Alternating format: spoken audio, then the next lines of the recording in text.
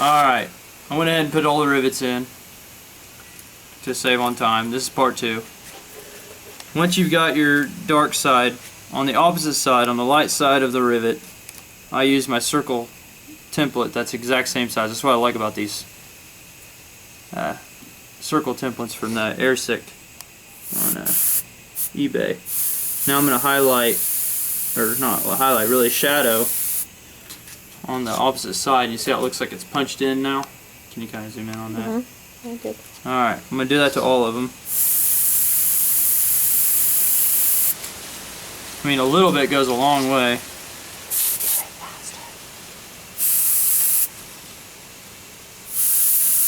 Try to go fast. Make it kind of sloppy.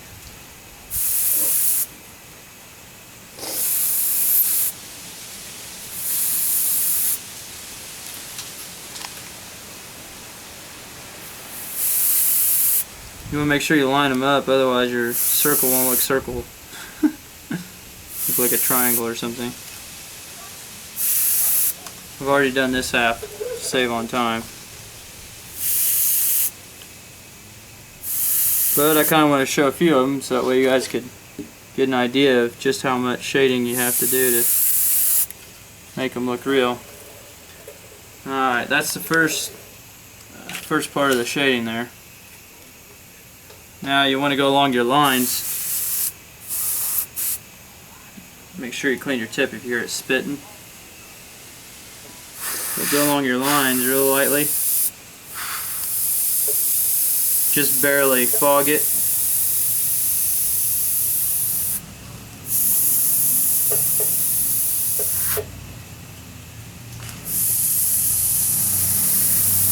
It don't look like a lot, but every little detail in the final project will look really nice when you clear it.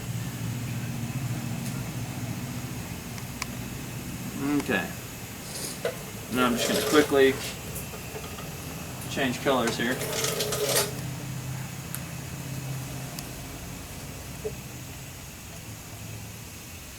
I believe I'm ready for that next step.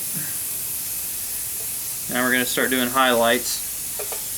And, you know, I've watched other people's demonstrations like Craig Fraser and stuff like that. Good airbrush artist, and I learned this trick from him. Now I'm getting ready to try. I've never done it before.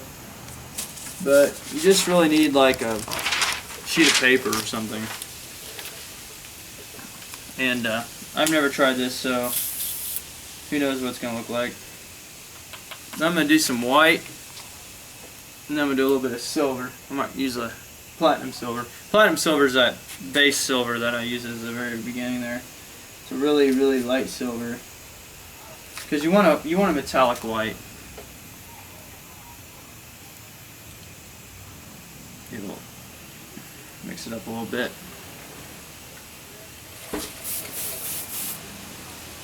Okay. Now I like to put this on just in case I really mess up and I really blotch the white. It doesn't go out past the rivet, so I can repair it. I'm gonna feed some through until I get it. You see, it's kind of an off-white. I'm just gonna put a dot on the rivet to give it a little highlight.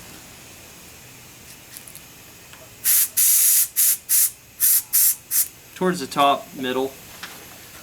Just kind of offset. You don't have to have it perfect, but kind of want them up there, kind of offset. And then the sheet of paper I was telling you about. Okay, you got your light source coming from somewhere in here. You know, kind of just from up top.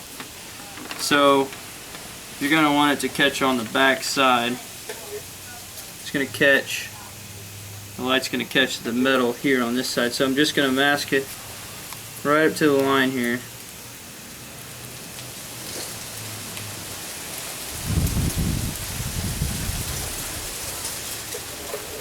Okay. I'm just going to add a little highlight right on the metal there, right on the edge.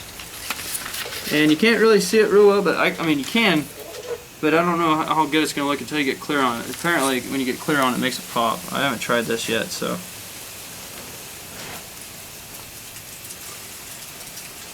You got to get it pretty lined up. If you go too far down, If I had both hands, it'd make it a lot easier, but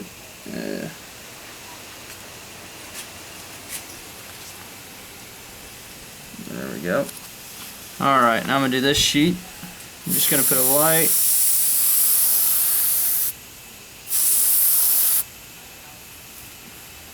I can barely see what it's doing, but you can tell a little bit goes a long way on this. And I can see it now. It really does separate it. Makes that metal pop. If I go over that black right there a little bit, I don't know if that's going to hurt. I don't think it will. But anyway, you're just going to do that on the side where the light would be hitting that metal, like as if part of it was sticking up. So you can just do it every now and then too if you wanted. Probably add a cool little effect, but you know, you don't have to do that step, but it's just something that's supposed to make it look a little bit better. So I'm just going to highlight all these, and then on my third video I'm going to do the rust color. So basically just keep putting your highlights on your rivets, and you have the dark on this side, and I'm going to put a highlight on the opposite side. So you're doing the opposite. Where the dark is on the rivet, you do a white highlight on the back side, because that light's coming from over here. It's going to catch that where it's pushed up, and right here on this other side where it's punched in, it's going to be a shadow. So where it's light on the rivet, dark. Where it's dark on the rivet, light. I'm going to do all that, and on the third video I'll show you how to put in your rust color.